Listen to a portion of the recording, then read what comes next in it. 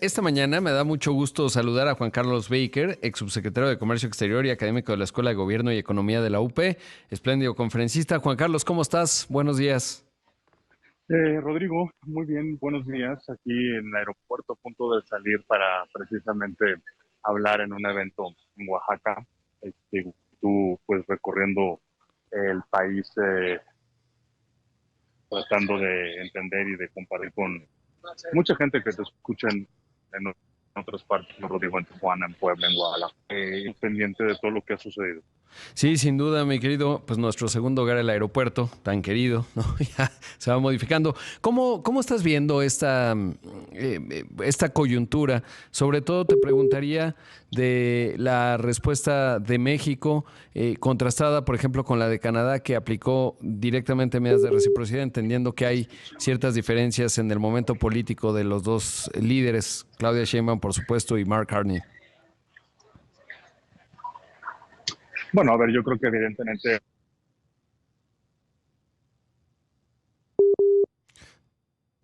No, ¿sabes qué? Márcale. A ver.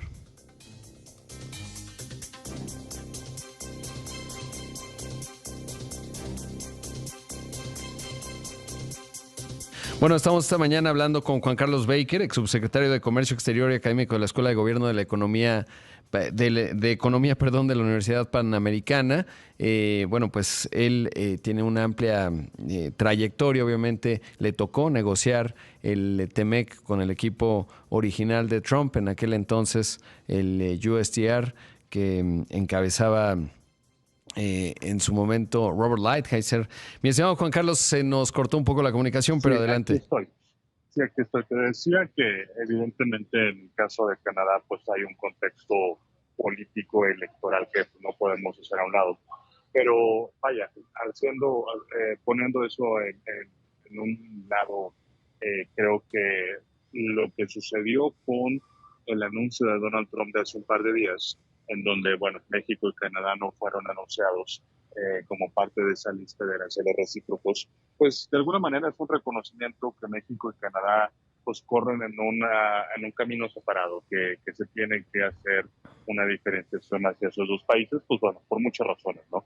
Desde luego no creo, no sugiero que la exclusión de nuestros países de esa lista de aranceles recíprocos sea un favor o sea algo que tengamos que agradecerle a Donald Trump. Pero me parece que sí, efectivamente, las estrategias tanto de Canadá como de México, por las razones que hayan sido, pues nos pusieron en esa misma canasta juntos, lo cual es importante de camino a lo que tú mencionabas ahora en el intro también, lo que será la revisión del TEMEC, pues en breve, ¿no? Creo que esa es la pregunta que ahora todos tenemos que hacernos, ¿no? Ya salió lo que iba a hacer Donald Trump, ya también se vio la respuesta de México y la pregunta pues es ahora que sigue, ¿no? Exactamente. ¿Cómo lo ves? ¿Revisaste el documento del USTR en donde hace una evaluación país por país? Ahí vienen señalamientos con respecto a México. Hay unos que me llamaron la atención que no están y que me parece, la intuición me dice que van a aparecer en una renegociación del TEMEC, que es el asunto de la reforma del Poder Judicial, etcétera. Pero el documento como tal habla de barreras al comercio por la fricción en nuestras aduanas, habla barreras en el comercio por temas de derecho de propiedad intelectual, por la entidad en la COFEPRIS, por el IFT, en fin, son varios los elementos que señala. ¿Eso qué nos dice y sobre todo cómo vislumbras que pueda ser este proceso? Correcto. Mira, ese anuncio que se hizo, ese reporte de barreras comerciales, es un documento que Estados Unidos, bueno, la representación comercial de Estados Unidos saca cada año. Esta ocasión fue el número 40, el reporte número 40 que sale. Y es un mandato del Congreso de Estados Unidos. Esto, en su momento, pues bueno, siempre ha sido utilizado por Estados Unidos como una manera de justificar o una manera de ilustrar pues las barreras que supuestamente sus empresas enfrentan. Creo que de lo que está ahí, nada me sorprendió a mí exageradamente. Efectivamente, hay algunos faltantes que yo pensaría que más adelante saldrán.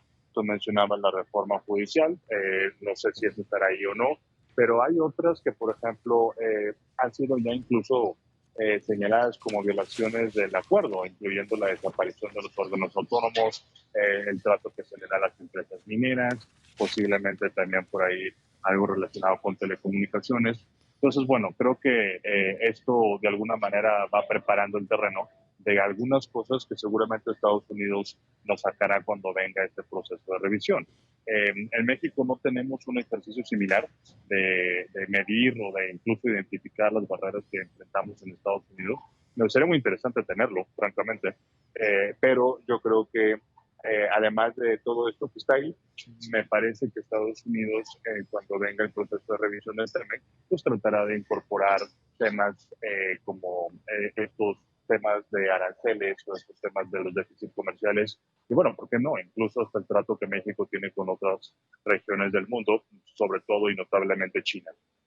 Claro. Ahora, ¿cómo ves que se van a ir integrando? Y seguramente lo vamos a ir hablando a lo largo del tiempo, pero cuando vayamos a la revisión, ¿cuál es la estructura adecuada para negociar? Es decir, que estén representados todos los sectores de México y haya un cuarto de junto, o que el gobierno controle, bueno, los representantes del gobierno, en este caso Marcelo Ebrard, concentre todas las llaves y haya un solo representante, o cuál es una estructura adecuada cuando uno va a este tipo de revisiones o negociación.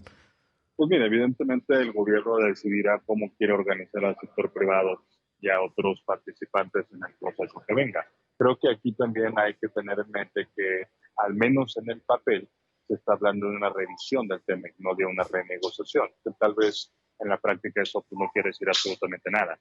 Pero en ocasiones pasadas, que es en donde yo tuve la oportunidad de participar, la manera en la que se organizó el famoso puerto de punto, pues era a través de designar representantes sectoriales que luego trabajaban con los representantes de la Secretaría de Economía en cada uno de los temas especializados, y de ahí se hacía todo el trabajo técnico que posteriormente se iba refiriendo a los niveles superiores de decisión, ya fuera los secretarios o eventualmente el secretario de Economía.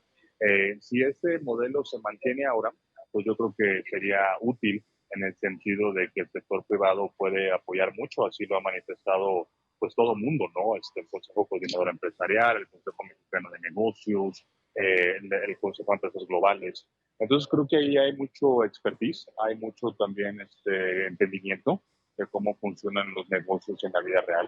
Pues bueno, insisto, se decidirá cuando el momento llegue, pero creo que podemos echar mano de experiencias pasadas y de conocimiento que pues en su momento demostró ser muy útil. Claro. Ahora, México debería, en lo que ya ha ocurrido, el arancel al acero y al aluminio, lo que toca al sector automotriz, tendríamos que abrir y llamar a una consulta a Estados Unidos con los mecanismos del TEMEC. Yo creo que en estos momentos no hay ninguna opción que debamos ignorar. O sea, creo que ayer se mencionaba, francamente no recuerdo en dónde, pero se mencionaba que se abriría un periodo de 40 días. Tampoco sé por 40 días, porque 40 días suena algo arbitrario, pero como haya sido, se supone que ahora en esos tiempos va a haber una serie de negociaciones y charlas. La presidenta lo había adelantado.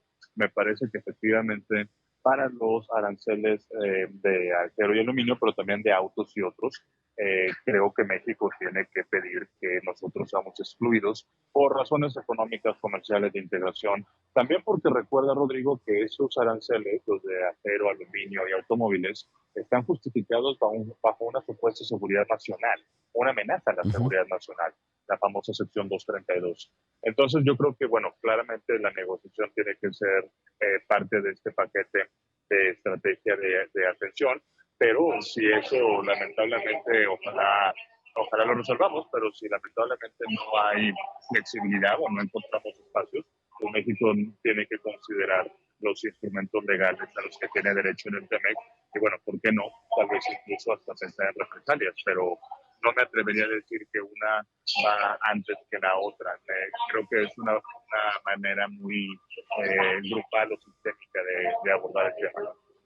Sin duda. Pues mi estimado Juan Carlos, te agradezco mucho que tomes la comunicación, que tengas un buen vuelo. Creo que ya están voceando, así que hay que entrar en la zona 1 porque si no, luego no te dejan subir la maleta. Te mando un gran abrazo. Te agradezco mucho, Rodrigo. Un abrazo y buen fin de semana.